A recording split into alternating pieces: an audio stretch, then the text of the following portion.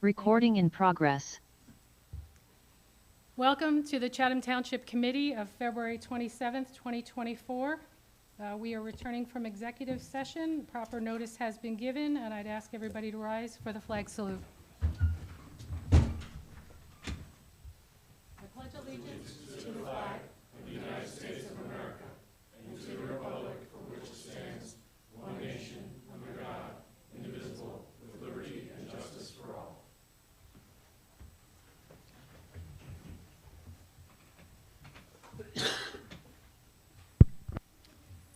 Well, this is an exciting evening. It's always fun to see our police come out and to swear in a new officer.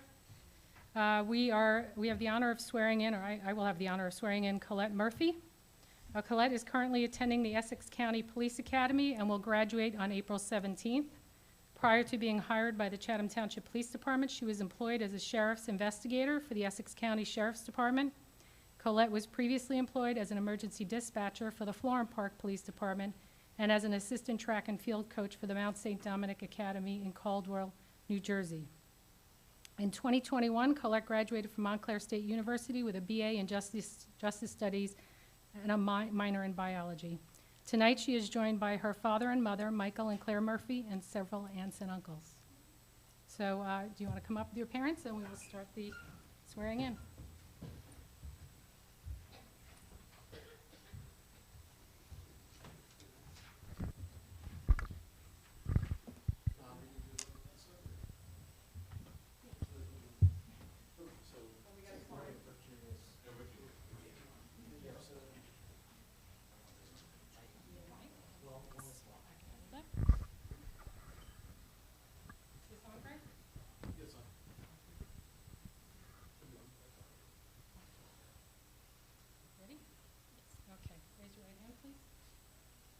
I state your name. I, Colette Murphy, Do solemnly swear that I will support the Constitution I will support the Constitution of the United States of the United States and the Constitution and the Constitution of the State of New Jersey, and that I will bear true faith and that I will bear true faith and allegiance to the same and allegiance to the same and to the governments established in the United States and to the governments established in the United States and in this state and in this state under the authority of the people. under the authority of the people.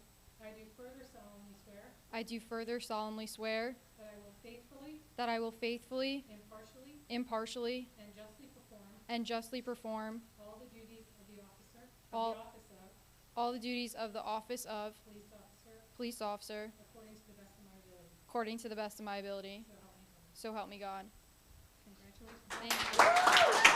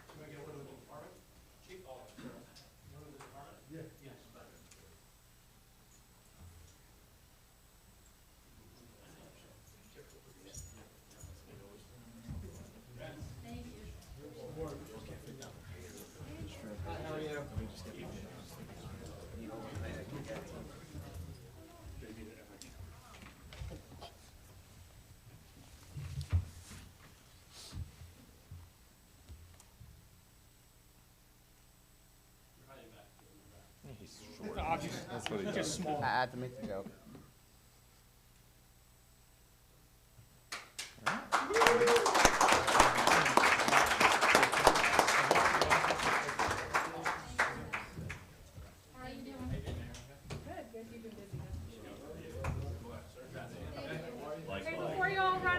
just want to say thank you for all the work. I know you guys have been putting in a lot of overtime, so I appreciate it. Thank you.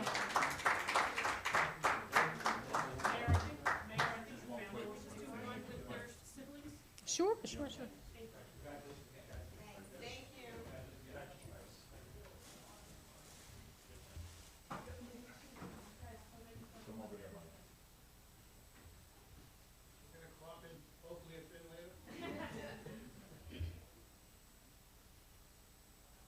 Bring the mayor in here. Yes.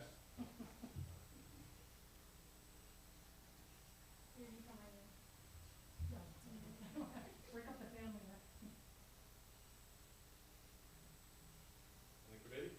One last one? No problem? I'm the annoying uncle, I'm sorry. We're that family. We all got one.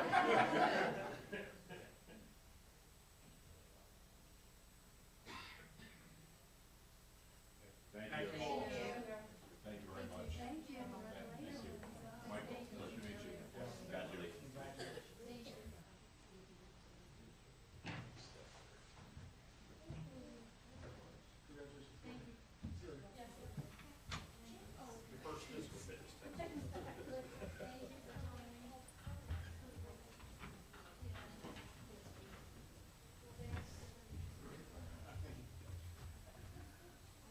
That's the fun part. That is the fun part.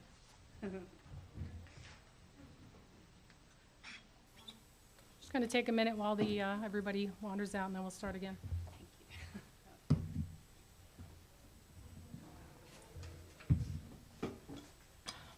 Thank you, everybody. Thank you so Thank much. you. Good evening. Congratulations.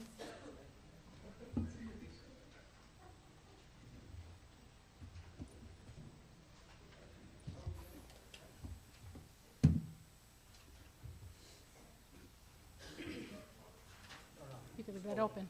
Thank you. Okay, we have a couple of proclamations this evening. I have a proclamation celebrating National Nutrition Month. I'm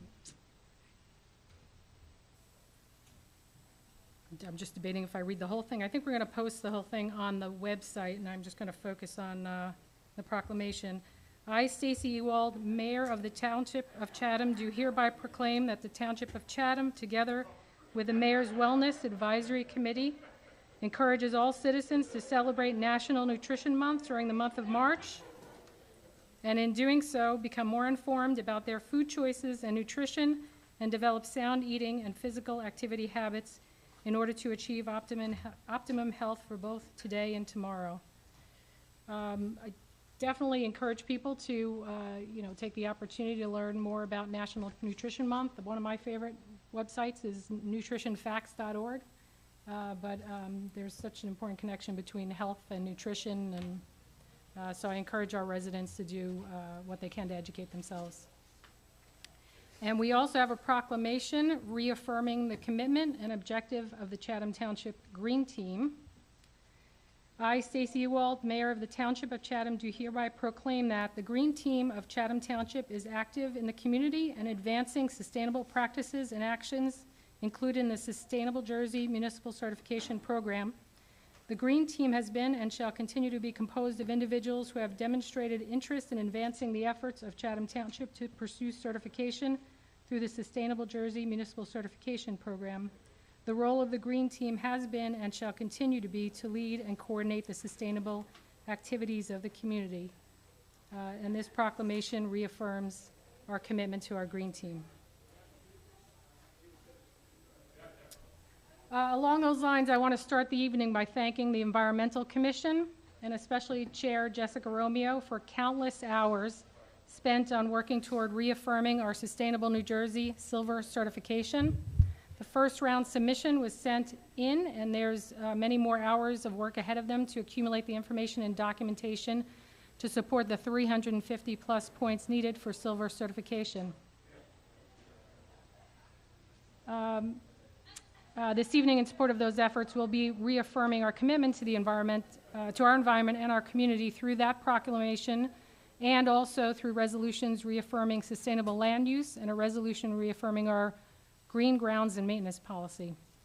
I also want to thank our Colony Advisory Committee for putting together a fun schedule of events for the upcoming season. It's still a work in progress, but they've done a great job, and it sounds like we can look forward to another wonderful season at Colony Pool. Colony Pool fees are on the agenda. There's a 5% increase across the board to cover increased costs. We're excited that the early bird pricing will be available beginning on March 1st, and residents can sign up and get ready for the summer. 60-degree weather is enticing us and getting us to think that way. Unfortunately, it's going to be 30 in a couple days. So much for that. There is a resolution authorizing a grant application to replace playground equipment at Colony Pool. We've got a lot of capital projects in the wings, so we're hoping this funding comes through to help alleviate some of the budget pressure and upgrade the equipment at Colony. On the agenda, we'll also be accepting a bid for the pedestrian safety and ADA improvements project on Fairmount Avenue from Southern all the way to Myersville. The funds for the improvement are through the NJDOT grant, and we'll look forward to getting that project started. The last topic I wanted to cover this evening, at our last meeting, we had our tax assessor talk about the county-mandated townwide revaluation, which must be implemented in the 2027 tax year. I did hear that some residents had difficulty hearing his presentation when they go on YouTube. I did not, but I just want to make sure our residents kind of are aware of this. Some of the key dates will be listed on the website, and information will be provided on the website. But the bulk of what residents will see will occur in 2026, so that we can be up and running in 2027. And that's it for me for now.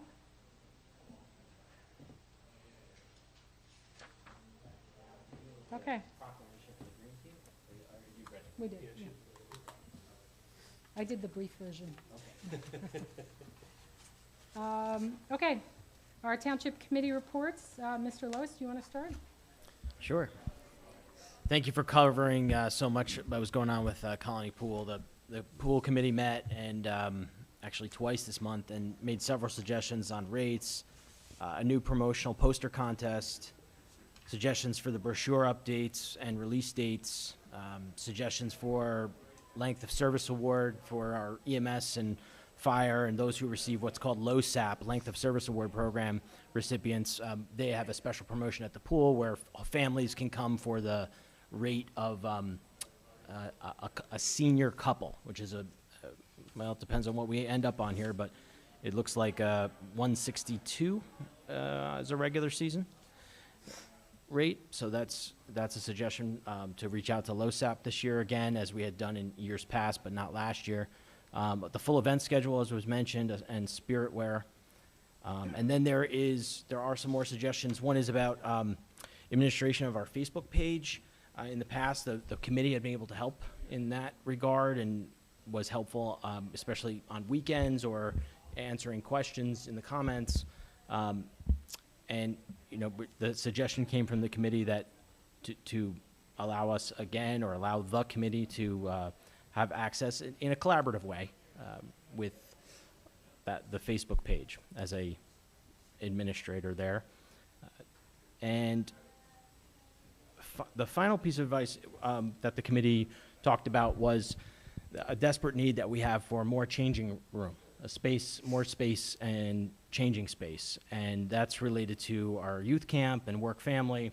And the good news there is that we have that space, but we're not using it. So the suggestion from the pool committee is that we open the bathhouse above the snack bar, which was always the traditional bathhouse before the new bathhouse was built.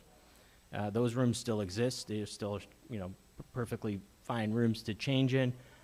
I'd asked the question because we had met in the fall about that with our staff, and then we had raised it again this year and to find out what was going on with that. And the suggestion was that that's going to be handled in a capital allocation session or by the finance committee. But this is not a problem that we have that we need capital for. We don't need capital. We have the space. We have the room.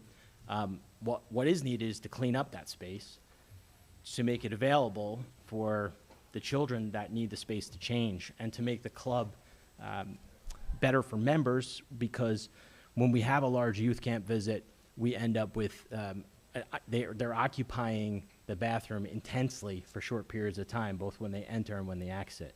And so the pool committee has volunteered to organize volunteers, and I know Mrs. Rowland and Mr. McHugh have talked about this during their campaign, organizing volunteers to do things collaborative for the town, if that's what's needed, to clean out that space, just simply so that it's ready for use. So I don't think it's a capital issue, but it is something that the pool committee sees as desperately needed.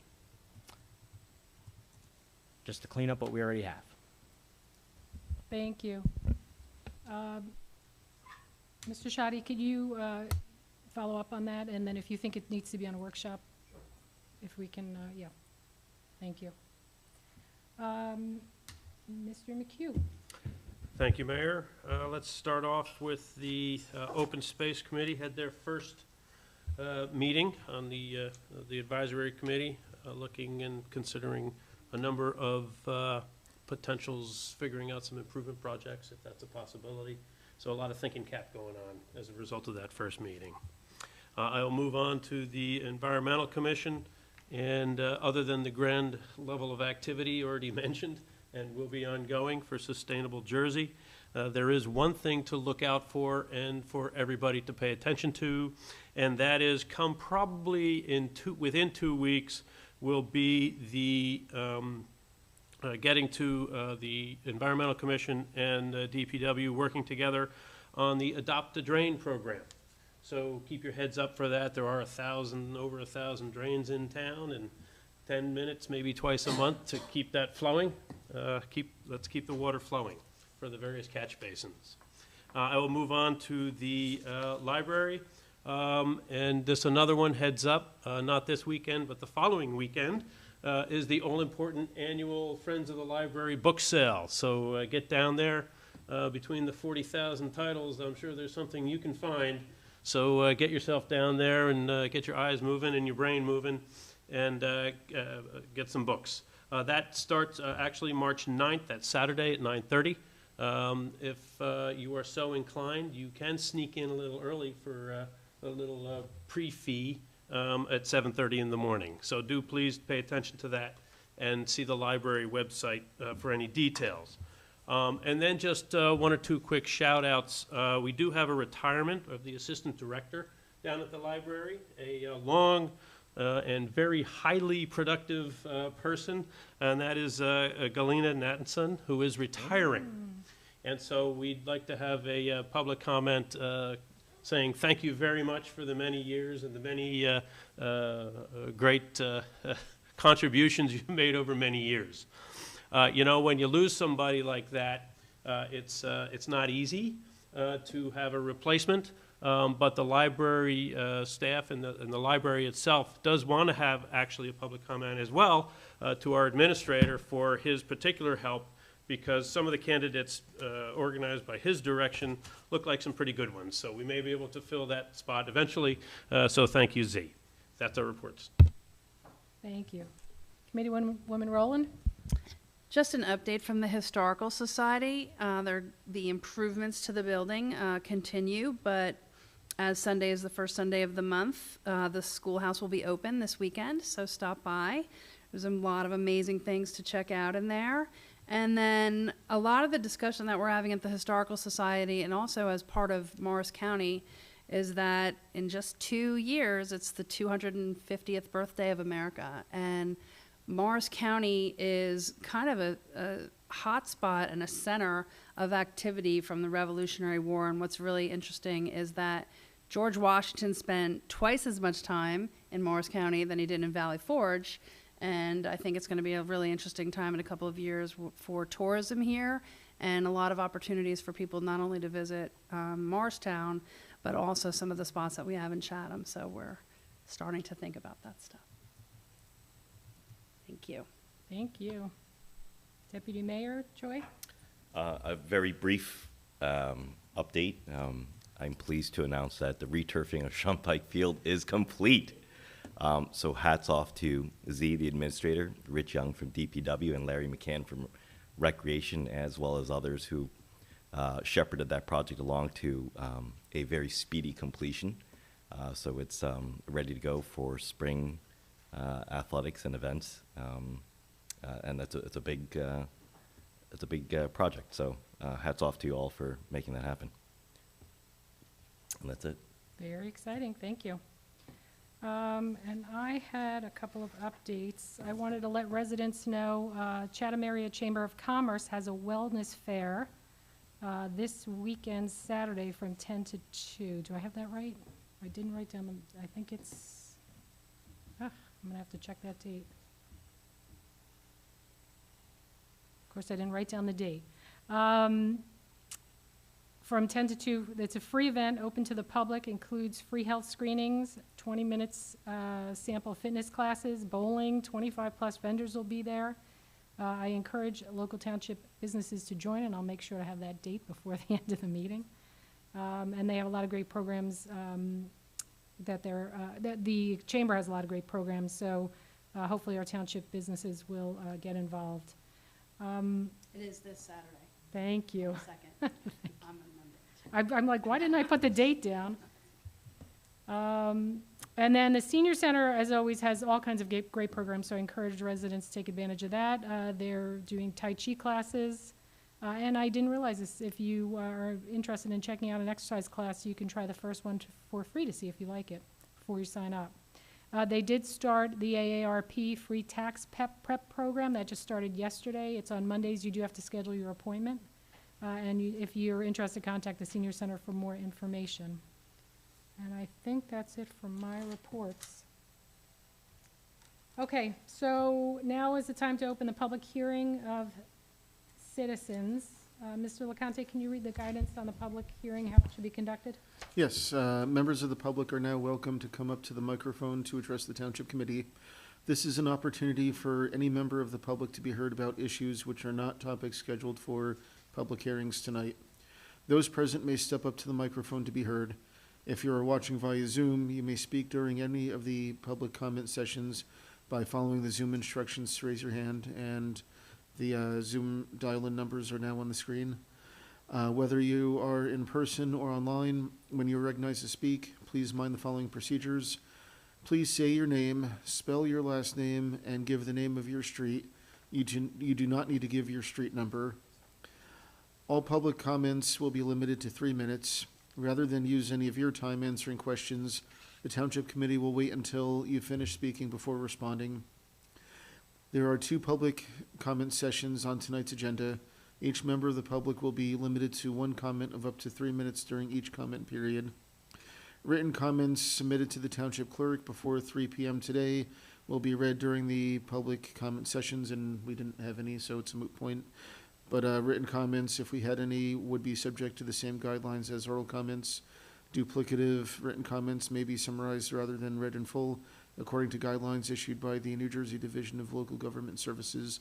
And these rules will also apply in our later public hearing and the public hearing on the ordinance and the second hearing of citizens. Thank you. So our public hearing is open. Do we have anybody online? We do not have any hands raised at this time, Okay, and we didn't have any written comments either. thank you. Any questions from the masses in the audience? Okay, in that case, I will close the hearing of citizens. So we're going to move to the adoption, the public hearing and adoption of ordinance 2024-01 for stormwater control. Remind me, do we have to do the Public hearing first. public hearing first? Okay, so we will open the public hearing for this ordinance. And no hands raised on Zoom. Okay? And in that case, we can close the public hearing for that ordinance. Do I have a motion to adopt 2024-01? I'll make such a movement. Do I have a second? Second. Any discussion? Mayor, it's worth noting for the record that the planning board opted out of doing a master plan consistency review, which they were entitled to do. They chose not to. Thank you. And that automatically Yeah, and we're at our 35-day window anyway, so we're free to, the committee is free to adopt this if you so choose. Okay, thank you. And then, Mr. Shadi, just briefly, this is, just so residents understand who weren't watching the workshop. This is basically to meet state standards. Correct. This is Yeah. the minimum required specifications per the DEP. Okay.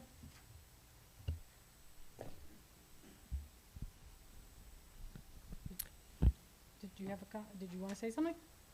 Yeah, I just have a point of information, actually, that's separate from, it's actually a point of information I exercise under the rules of this committee, that I received an answer on this ordinance that said this has been previously addressed publicly at least 2 occasions at township committee meetings, and basically declined to answer. That was an email that was in response to, let's see, 1, 2, 3, 4, 5 questions that I asked. That was a response that I got to one of the questions that I asked, which was a decline to answer.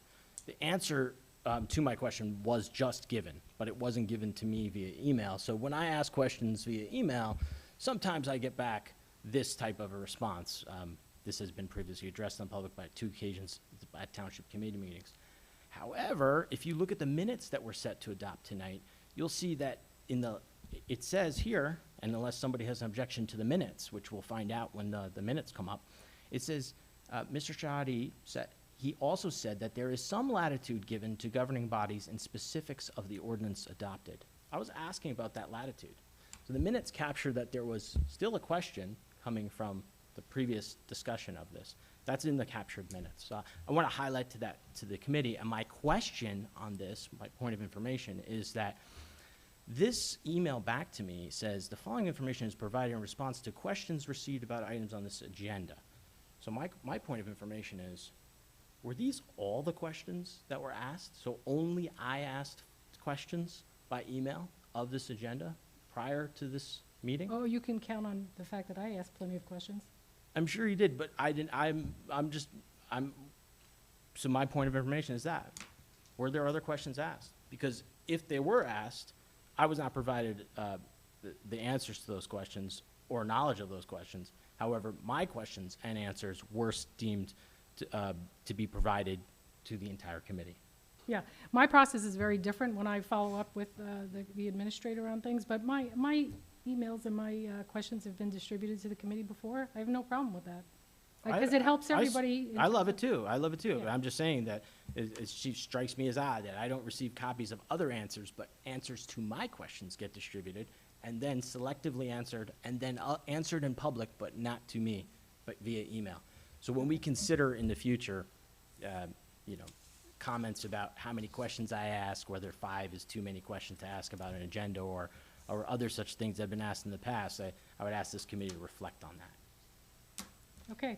Can we go to a roll call vote, please? I mean, a vote. Mr. Lois, Yes. Mr. McHugh, Yes. Mrs. Rowland, Yes. Deputy Mayor Choi, Yes. and Mayor Ewald. Yes. Motion passes. Okay, and we have the introduction of the ordinance 2024-02 floodplain management. Can I get a motion to introduce the ordinance? So moved. Can I get a second? Second. Mr. Shadi, can you just give us a brief overview of this one? The floodplain management ordinance, it's a lengthy ordinance that really addresses FEMA regulations and ensures that our floodplain maps are in compliance and that anybody that is in that zone has certain obligations that they must perform in order to be compliant with federal regulations. This cleans up some language that there's some discrepancies about that we have to deal with over the last year.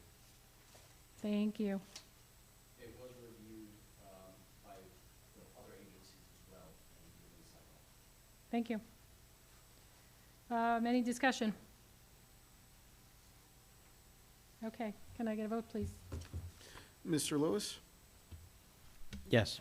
Mr. McHugh, Yes. Mrs. Rowland, Yes. Deputy Mayor Choi, Yes. Mayor Ewald. Yes. Motion passes, and public hearing will be on March 26th. And now we are moving to the introduction of the ordinance 2024-03, movie theater inspections. Mr. LaConte, could you just give a brief overview of that one? Yes, as was discussed at the workshop meeting, the ordinance, current ordinance, which dates back to 1972, before the state adopted UCC, the ordinance requires an inspection by the building inspector of a movie theater before they get their license. Since UCC trumps local ordinances, under UCC, the building inspector can only do an inspection if there is an active permit. So we can't do an inspection under building code, technically under state law. So this ordinance removes that inspection. We would still have the state mandates that the fire prevention official does an inspection. So we would still require that before issuance of license. And then separate from that inspection, the health inspector does inspections as well on the food aspects for the snack bar, which somewhat irrelevant to this license, but we do have 2 active inspections still going on. And we could still do property maintenance inspections if necessary. So we're just basically doing some housekeeping to conform to statute. Okay, thank you. Did I do the motion to introduce this one? I don't believe so. Okay. Can I get a motion to introduce ordinance 2024-03? So moved. Can I get a second? Second. Okay, any discussion? Go for a vote, please. Mr. Lois? Yes. Mr. McHugh? Yes. Mrs. Rowland? Yes. Deputy Mayor Choi? Yes. And Mayor Ewald. Yes. Public hearing on March 26th. Okay, and now on to the consent agenda. Did anybody want to pull anything out of the consent agenda for discussion? Yes, I do. I have numbers 4, 5, 9, 12, 14, and 20. That's resolutions 61, 62, 66, 69, 71, and 77. Okay. And then we also had a resolution that we added that we will discuss later as well. Which will be 078. 2024-078. Okay, thank you. Okay, can I get a motion to approve the consent agenda as amended? So moved. Second. And can I get a vote, please? Mr. Lois? Yes. Mr. McHugh? Yes. Mrs. Rowland? Yes. Deputy Mayor Choi? Yes. And Mayor Ewald. Yes. Motion passes. Okay, let's move on to 2024-61, resolution appointing the administrative assistant. Okay, great, thank you. So this position was basically created in 2019. No other administrator prior to that had administrative assistant in the last 25 years.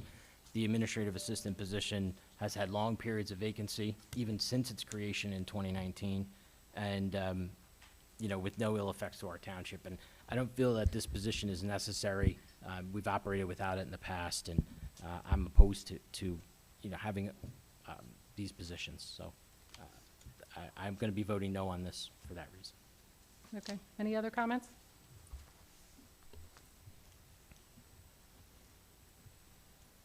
Can I get a vote, please? We need a motion. Yes. Can I get a motion to approve 2024-61? So moved. Can I get a second? Second. Mr. Lewis? No. Mr. McHugh? Yes. Mrs. Rowland? Yes. Deputy Mayor Choi? Yes. And Mayor Ewald. Yes. Motion passes. 2024-62, appointing the pool manager. Thank you. This is, I'm happy to welcome a new pool manager, and this particular individual is fine. The issue that I have is that we have an inadequate shoulder season. Yeah, and I had talked about this in workshop and at other times. This the shoulder season being Colony Pool, it's almost 6 acres. It's almost 2,000, registrants annually. It's a big responsibility, and there's a lot of off-season work that needs to be done. And we've had a problem in the past when we had a seasonal full-time employee doing this work that they become, especially over a period of time, and we hope to have our pool manager for a long period of time. Over a period of time, they become aware that really, to pick up the ball May 1st or to pick up the ball very close to the summer, and then, to kind of close it up right at the end, it's not enough time. There becomes more information, more follow-up with either staff or, and discussion with, like the advisory committee for things like the events list and whatnot, that the advisory committee is charged with creating. They end up having to do, in order to do a good job, they need to provide more time. Now, we've provided a small amount of time, which is 10 hours, but it's really not adequate. And, you know, I'm not looking to oppose this resolution to appoint the pool manager, but we really need to look into this much more extensively as to what we can do, whether there's a formal trading of time.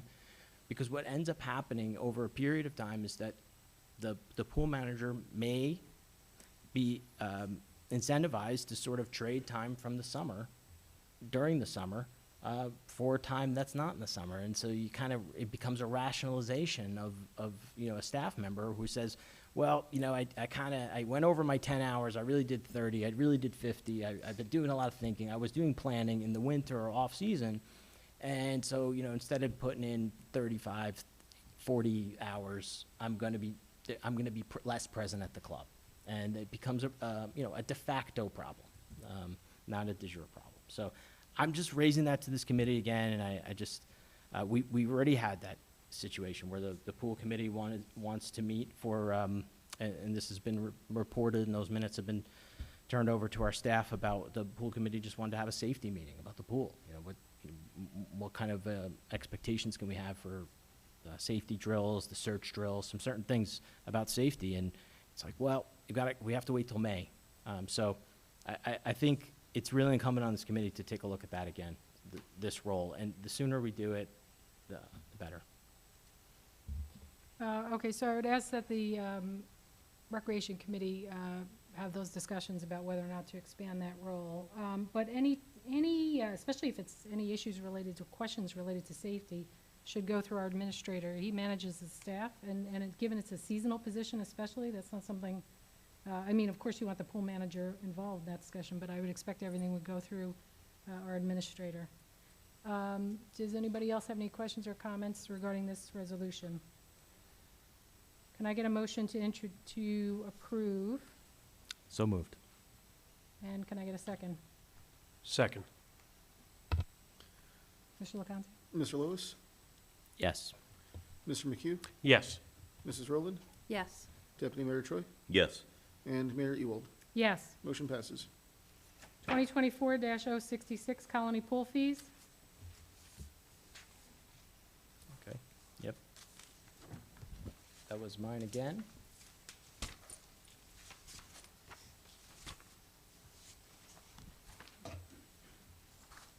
And I know that the committee has worked on pool fees, and there was a series of questions that I really spent some time thinking about, and then the committee helped me think about it too.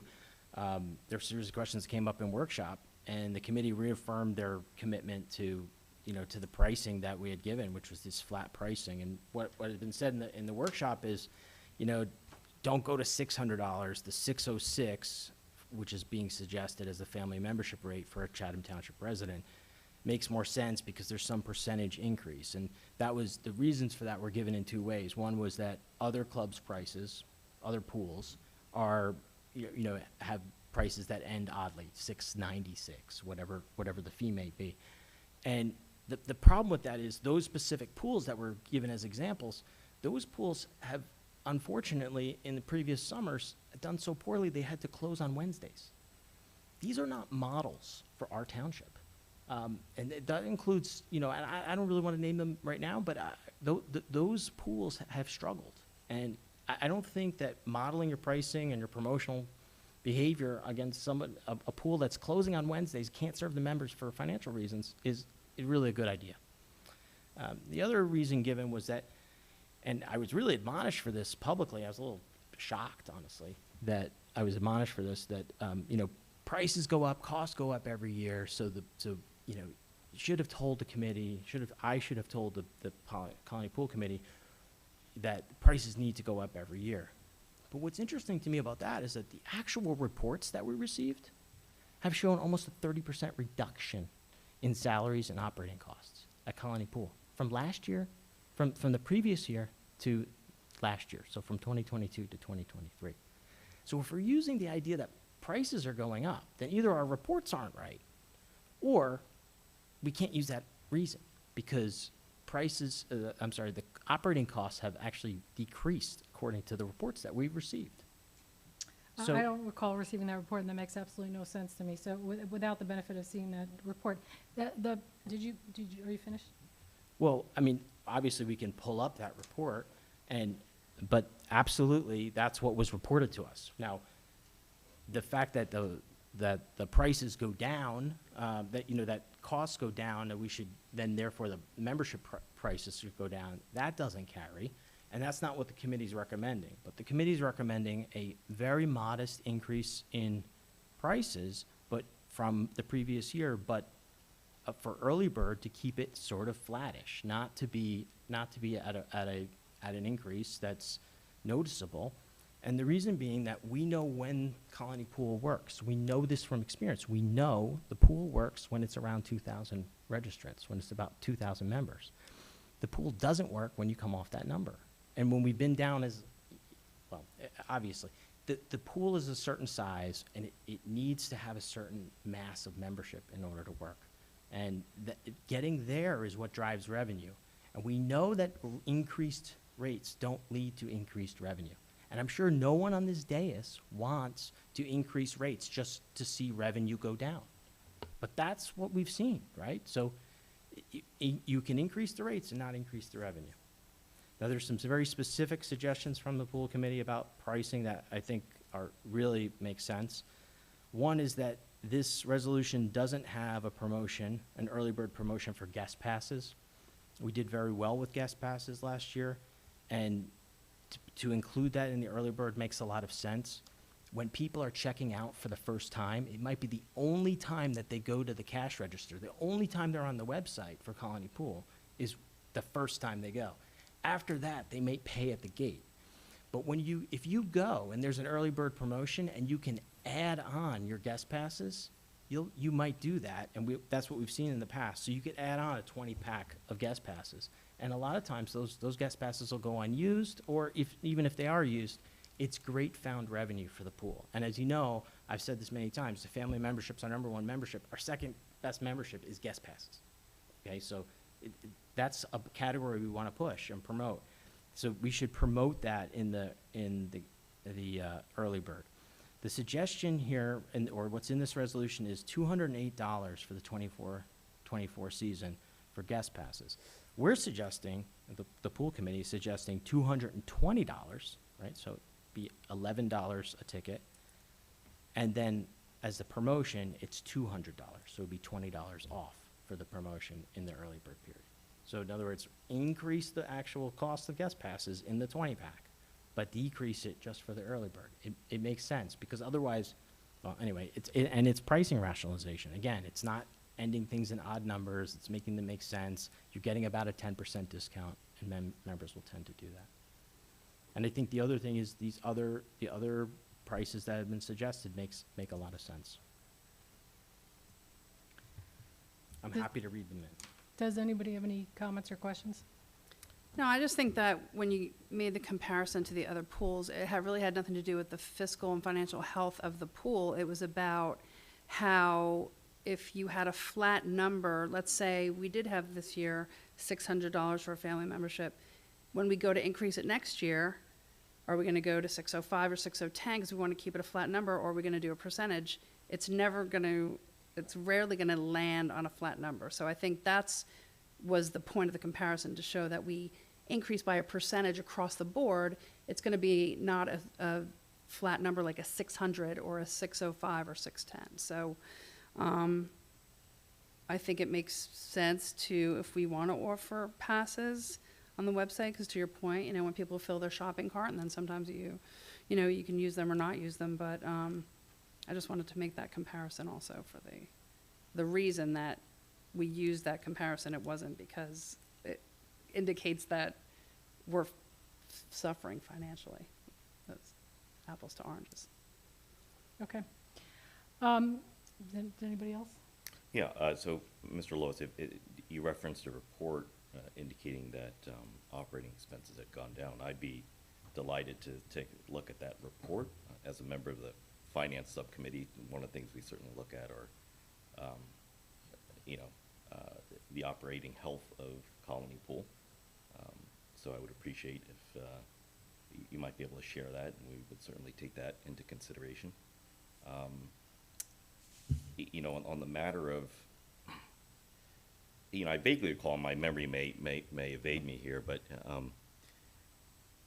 when we looked at the results of the postseason survey for Colony Pool, my recollection was that the prevailing issues or concerns or complaints centered more around items related to lifeguards and perhaps other associated matters. What I did not see was perhaps complaints that the fees were too expensive, or that economics may or may not have been an issue, affordability may or may not have been an issue. So I'd be curious to know, you know, your thinking on why you believe if you lowered rates, you know, if you reduce fees, you'd increase revenues. It's a peculiar, it's an interesting statement. I would love to know a little bit more about your thinking there, but I haven't seen any data that would suggest that we are precluding possible members from joining by virtue of the price points that we're at. Comparatively speaking, I think we're quite competitive and rather wallet friendly when taken into consideration with other neighboring pool facilities. But having said that, I mean, there are some marketing tactics, techniques here, which I can appreciate. You know, the simplicity of a nice round number, I think, does have some potential merit, though I wonder if that really is going to move the needle in terms of revenues. But as I said, I'm very open-minded, want to explore how to enhance the operations of the pool. So those are my responses. Yeah, there were a few questions there for me. I appreciate those comments, and I think they're well thought out. One example I can give to you was of where when you reduce the prices, there is an increase in membership, is just simply the couple membership. If you look at non-resident couple membership, the prices were reduced last year for non-resident couple memberships, okay? And that was a category that increased in you know, so there is examples of it. You know, the pool committee's suggested prices, it's not like these prices that the pool committee is suggesting are significantly different. I mean, you're talking about the pool committee is suggesting $600 versus $606. This is, it's not that the price, right? It's agreed that Colony is a great value. It's a great value. I would sing its praises. It is a great value. That is what we have, though, as an attractive point. And then I would say also the layout of the pool. There's many attractive points, but there's the price point is undeniably very good. It does have different offerings than these other things that you're looking at, you know, other pools that you're looking at. So people make different choices. It's not that, oh, I think that, or the pool committee is suggesting that, you know, the prices need to be drastically lower. It's just that last year we raised the rates, right? And revenue didn't increase. And the real problem with that is because when you raise the rates and revenue doesn't increase, you know what you're doing. You're losing members. And then even worse than that, and this is where I've been trying to be very vocal, is that we've lost programming. So we had no tennis program last year. It fell off. We had about half the participation in swim team. We had much less participation in swim lessons. Now, our argument is that most of that is probably promotion and timing, but some of it also has to do with having a dwindling number of family members, right? So that's where we saw a movement. So, and also we don't have all the data, right? So the pool committee can't do a deep drill analysis because while we have a revenue number for family memberships, we don't have group sizes. And kind of what makes sense is that because registrations haven't changed significantly, it kind of makes sense that group sizes somehow have increased in families. So, and it can kind of get complicated in the weeds, and I don't really want to go there, but we don't have the group sizes, right? So we have registrants. This is the data we have. Registrants, dollar volume. We don't have number of groups. number of family units to compare with. So that, Well, you have a fairly decent proxy would be family memberships. absolutely. No, family memberships is registrants. What we have is registrants. We don't have number of family memberships. I don't know if that makes sense. Well, you could just look at what people paid, and whatever the family membership is 606. You see how many people paid 606. That would make sense, but the number we have is registrants. So you could have 5 people in your family, I could have 9 in mine, and that's 2 families. We would pay the same rate. And what number we're getting is registrants, so 5 plus 9 is 14. 14 is the number I have to work with, not 2, right? If I had 2, I could divide out the revenue, and I would get exactly to what I. Okay, I'm gonna let Yeah. you drill Yeah, down on we this can- we can detail go in offline. your rec meeting, yeah. Mr. Shoddy, just to make sure we're clear on this point, did Colony expenses go down? The budgeted expenses went up. However, year to year, weather affects how many lifeguards you're gonna have show up. So it could have, in some days, some months, some weeks, the actual revenue go down. However, what we budget for goes up. We can't predict the weather. This past summer, we had a lot of rain and closures. However, we, want to make sure that we have adequate staffing, that we've hired enough lifeguards, and that we're gonna have as many needed, to staff the pool, assuming conditions are ideal. So if there was a situation where the revenue, where the, actual expenditures were less in 2023, it was due to that, but not the appropriations that we planned for a full operating schedule. Well, and there's a lot of focus on making sure we're fully staffed when it comes to lifeguards. I mean, we gotta make sure safety, But there First was a and foremost. 30% reduction in salaries and operating costs, or nearly, and that's operating costs as well. The report that we have shows not only a decrease in salaries, but it shows a decrease in operating costs. And I'm not But it suggesting, might be misallocation. Part of also That's was correct. the 2022 budget, the individuals who crafted the 22 budget added a lot of expenses into the open space budget for Colony Pool when they should have been associated with DPW, which we made that correction for in 2023. got it, okay.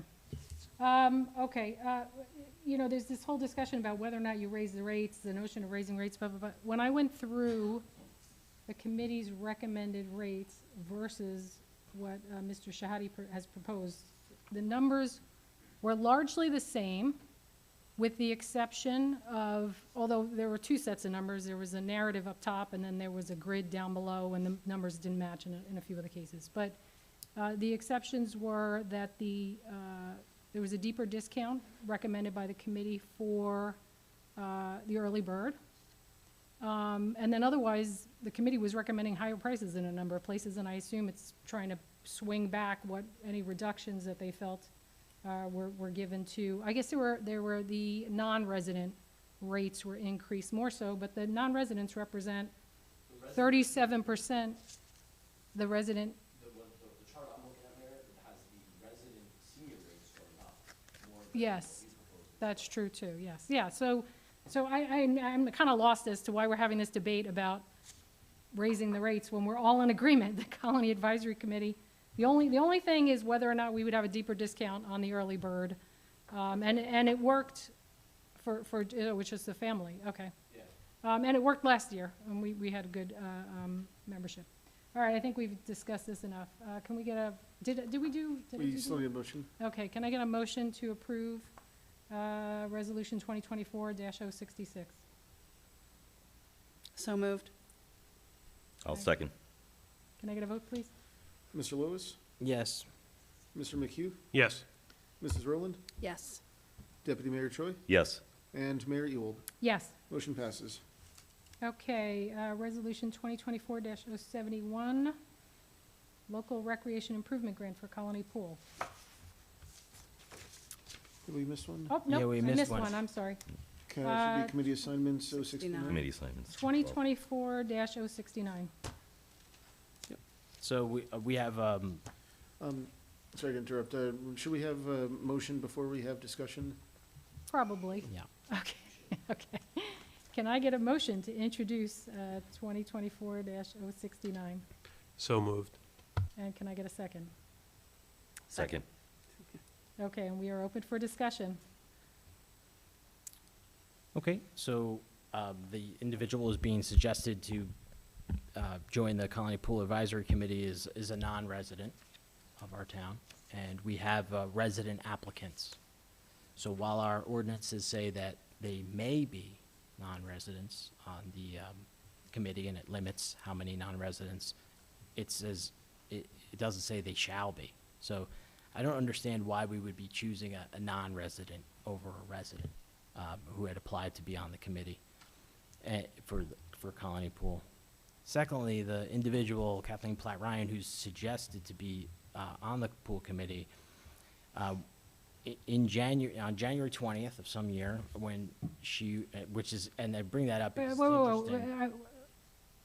We're not getting into critique of volunteers. So be careful with what you're about to say, because we're not critiquing volunteers. But even volunteers who have made negative online statements about Colony Pool and tried to persuade other people to join other pools when asked, what pool should you join, said some positive things, some negative things, and suggested instead that that residents on our community forum join Summit instead of joining Colony Pool.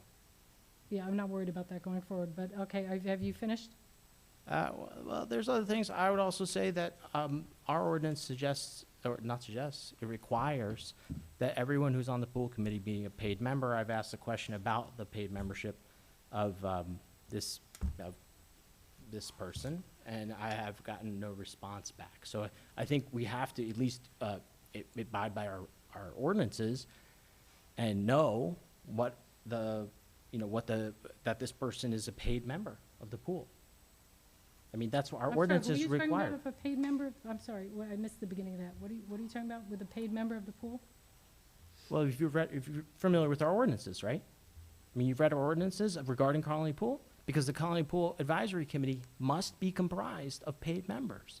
So I asked the question, is this person a paid member of the pool? And what's the history of that? And I have received no response. So do you think she's, yeah. Yeah, the response was that you don't have that information. I don't understand why that's We relevant. didn't ask if they were paid. Well, I would like to know, But certainly, I would assume that if they're being appointed, it doesn't say historically paid. That person could pay this year, but that person wasn't a paid member. so, right, so what I'm trying to verify is that the person is a paid member for, and I think it goes for a history. 2024 yet, if you didn't know it. I'm aware of that, and I've been pushing for it to be open, Mr. Shoddy. But that's irrelevant.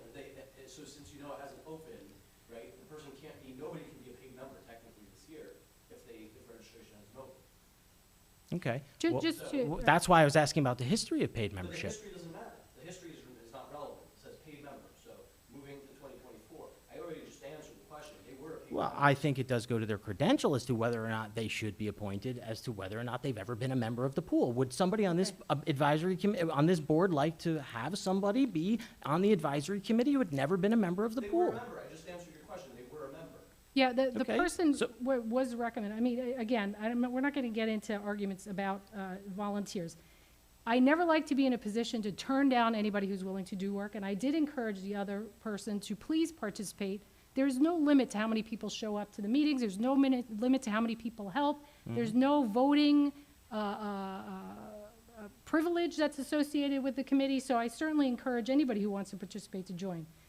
And I don't like to turn anybody away, so it was a very difficult decision.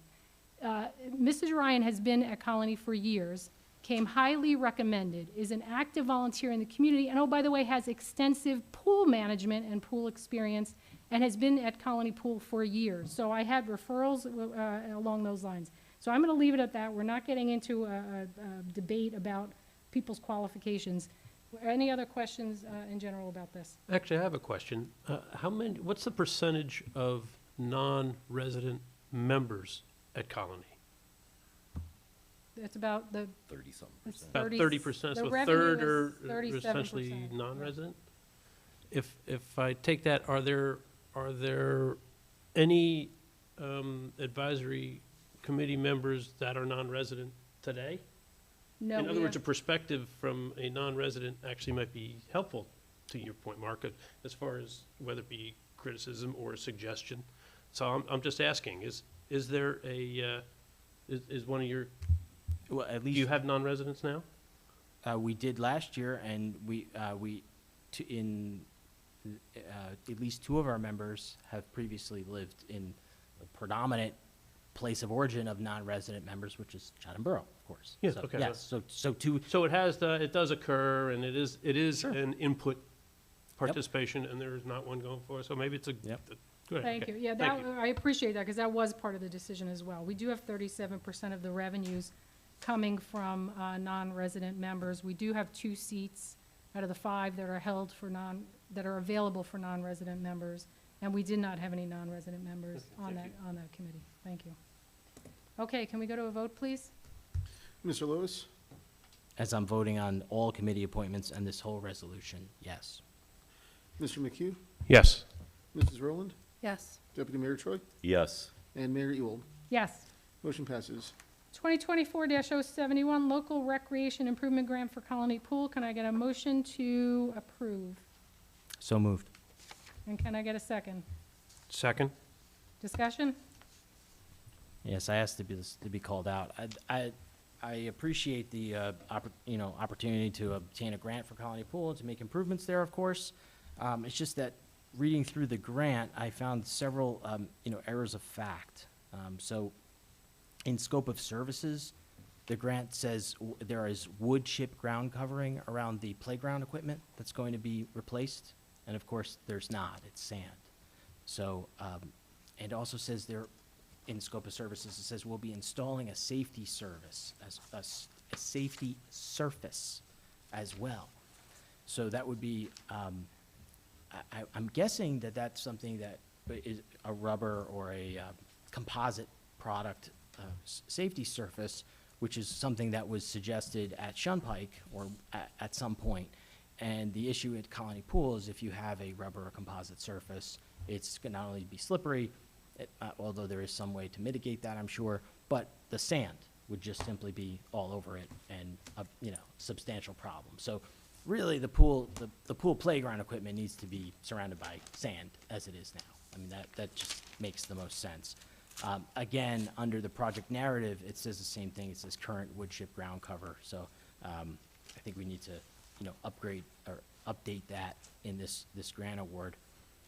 Also from our mayor county official statement, it just simply, I think we can come up with probably a better, and if the pool committee is needed, we'll be happy to craft a better comment, because it just says, I'm aware of support this application as a comment of support, and I think we could do better than that to make it seem that the community's behind this. And then finally, the application scoring criteria for this grant is 30%. 30% of it is the scope of community impact. And there's nothing in the grant about community impact. So I think it's the numbers speak for themselves. You have roughly 2,000 registrants, right, 1,700 or so last year. People using it, when we have 4,400 homes in our community, it's a significantly used place, and I think we have some great statistics. So one of the criteria is projected attendance or use of this facility. There's nothing about that in this grant, so we really would love to, I'd love to see that beefed up in this grant. And the other thing is the demonstration of the applicant's commitment to recreation, which is another 20 points, not demonstrated really at all in the grant application. And I think we have great examples of that with our master plan, rec planning, our capital commitments in the past, our future capital commitments, our open space, use of open space funds to do such great things as to replace all the turf at Shunpike. We have really committed resources, and we can demonstrate a forward-looking plan, and I think we're behooved to do that. So I think those improvements are desperately needed for this application, and from the scoring criteria, it seems like we would benefit from improvements in those things. Okay. This vote is whether or not we support submitting the grant. I certainly recommend or suggest that you send over any of your recommendations. When is the grant application due? They extended it to April 16th, I believe it is, and this was really just a draft that John Rush put together. So I will certainly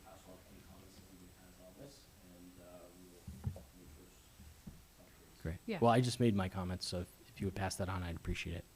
Yeah, if you email me those, I would appreciate that. And Well, certainly where you have specifics, that would be helpful if you want to send them over, specific statements, comments, input. Well, it's the wood chips, it's the safety surface, right, which needs to be replaced with sand. It's the mayor's statement needs to be, and if you could get back to me, if you want the Colony Pools Advisory Committee's input on, any of these things, and then statistical data that supports usage, right, which is the grant criteria. And then the final thing is the commitment to recreation, especially the dollar amounts that we've spent in this community and capital commitments. So Okay. I don't know if I can be more clear than that, but I think that's sufficient. Okay, any other comments? Can we get a vote, please? Mr. Lois? Yes. Mr. McHugh? Yes. Mrs. Rowland? Yes. Deputy Mayor Troy? Yes. And Mayor Ewald? Yes. Motion passes. 2024-77, Green Grounds and Maintenance Policy. Can I get a motion to approve? So moved. Can I get a second? Second. Okay, open for discussion. Okay. I would love to see our environmental commission or really this committee even, or form a subcommittee to look at that green grounds and maintenance policy, because it seems to me to sort of ignore the conservation of trees.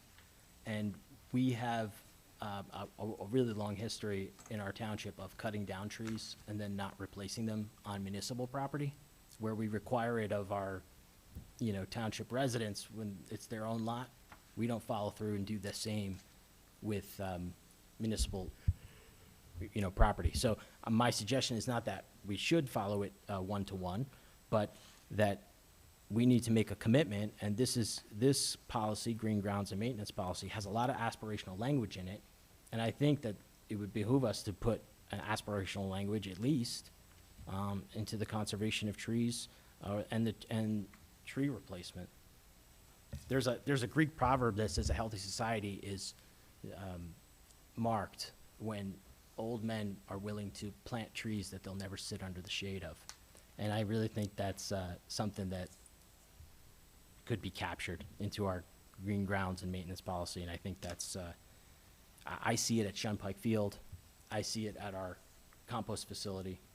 I've seen it all over town, and I brought those issues up to this committee, and I will continue to. But I'm hoping somebody else would support that, adding that to this policy or creating another policy similar. Mr. McHugh, can you take that back to the Environmental Commission? Yes, of course. I want to move forward with this as it stands, because we can always supplement the Environmental Commission. I don't want to kind of jam language in right now, so we'll just ask them if they can revisit that. Yeah, I think you'll get pretty good support on that, Mark and everyone here from the Meyer. I didn't realize there was that missing link. Okay, So we'll discuss that absolutely and come back. thank you. Can we get a vote, please? Mr. Lois? Yes. Mr. McHugh? Yes. Mrs. Rowland? Yes. Deputy Mayor Troy? Yes. And Mayor Ewald? Yes. Motion passes. And now we have Resolution 2024-078, which is entitled, what would that be entitled? Amending developers agreement. Amending the developers agreement. Can I get a motion to approve? So moved. Can I get a second? Second. Mr. Shoddy, do you want to just give a brief? So, this resolution, clarifies and adds some language related to a developer's agreement, for 482 Grove Road, which was a project that had been, part of our affordable housing plan and settlement and, going back a number of years. Since that project has evolved and time has passed, costs have gone up, the approvals and permitting have also resulted in some increased costs. Our engineer, our legal team, and I have looked to try to reduce those costs as much as possible, but there is still an obligation to make a contribution to ensure that the project is viable and safe to completion.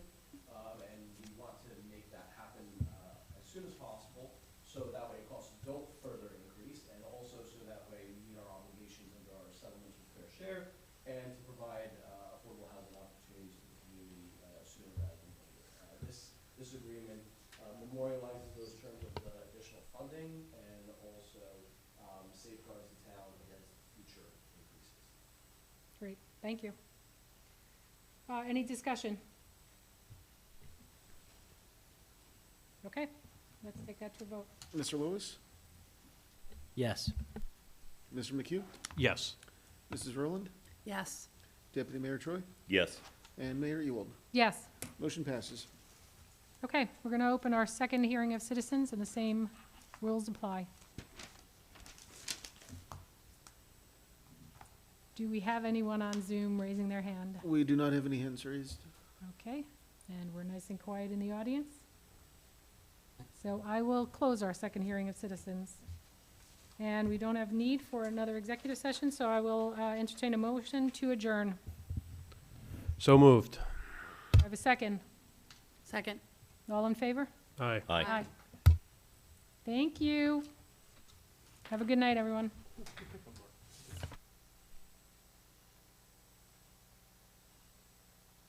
Recording stopped.